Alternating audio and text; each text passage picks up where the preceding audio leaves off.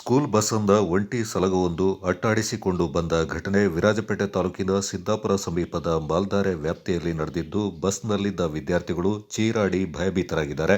ಮಾಲ್ದಾರೆ ಗ್ರಾಮ ಪಂಚಾಯಿತಿಗೆ ಒಳಪಡುವ ಬಾಡಗ, ಬಾಣಂಗಾಲ ಹಾಗೂ ಮಠ ಭಾಗದಲ್ಲಿನ ಬಿಜೆಎಸ್ ವಿದ್ಯಾಸಂಸ್ಥೆಯ ವಿದ್ಯಾರ್ಥಿಗಳಿಂದ ಶಾಲಾ ಬಸ್ನಲ್ಲಿ ಕರೆದುಕೊಂಡು ಬರ್ತಾ ಇದ್ದ ಸಂದರ್ಭ ಈ ಘಟನೆ ನಡೆದಿದ್ದು, ಒಂಟಿ ಸಲಗ ಶಾಲಾ ವಾಹನವೊಂದ ಹಿಂಬಾಲಿಸಿ ಅಟ್ಟಿಸಿಕೊಂಡು ಬಂದ ದೃಶ್ಯವೊಂದ ಶಾಲಾ ಬಸ್ನಲ್ಲಿದ್ದ ಚಾಲಕ ಸುನಿಲ್ ಅವರ ಪುತ್ರಿ ಮೊಬೈಲ್ನಲ್ಲಿ ಸೆರೆ ಹಿಡಿದಿದ್ದಾಳೆ. ಬಾಣಂಗಾಲ ಮಠ ನಡುವೆ ಇರುವ ಇವೋಲ್ವ್ ಬ್ಯಾಕ್ ಸಂಸ್ಥೆಗೆ ಸೇರಿದ ಕಾಫಿ ತೋಟದಿಂದ ಏಕಾಏಕಿ ರಸ್ತೆಗಿಳಿದ ಕಾಡಾನೆ ಶಾಲಾ ವಾಹನವೊಂದ ಅಟ್ಟಿಸಿಕೊಂಡು ಬಂದಿದೆ. ಘಟನೆ ನಡೆದ ಅಲ್ಪ ದೂರದಲ್ಲೇ ಸುಮಾರು 10 ಮಂದಿ ವಿದ್ಯಾರ್ಥಿಗಳು ಶಾಲಾ ವಾಹನಕ್ಕಾಗಿ ಕಾದು ಕುಳಿತಿದ್ರು ಎನ್ನಲಾಗಿದ್ದು, ಅಪಾಯದಿಂದ ಪಾರಾಗಿದ್ದಾರೆ. ಮಾಹಿತಿ ತಿಳಿದು ಆತಂಕಗೊಂಡಿರುವ ವಿದ್ಯಾರ್ಥಿಗಳ ಪೋಷಕರು ಹಾಗೂ ಸ್ಥಳೀಯ ನಿವಾಸಿಗಳು ಕೂಡಲೇ ಘಟನೆ ಕುರಿತು ಗ್ರಾಮ ಪಂಚಾಯಿತಿ ಸದಸ್ಯ ಮೊಹಮ್ಮದ್ ಅಲಿ ಅವರಿಗೆ ಮಾಹಿತಿಯನ್ನ ನೀಡಿದ್ದಾರೆ.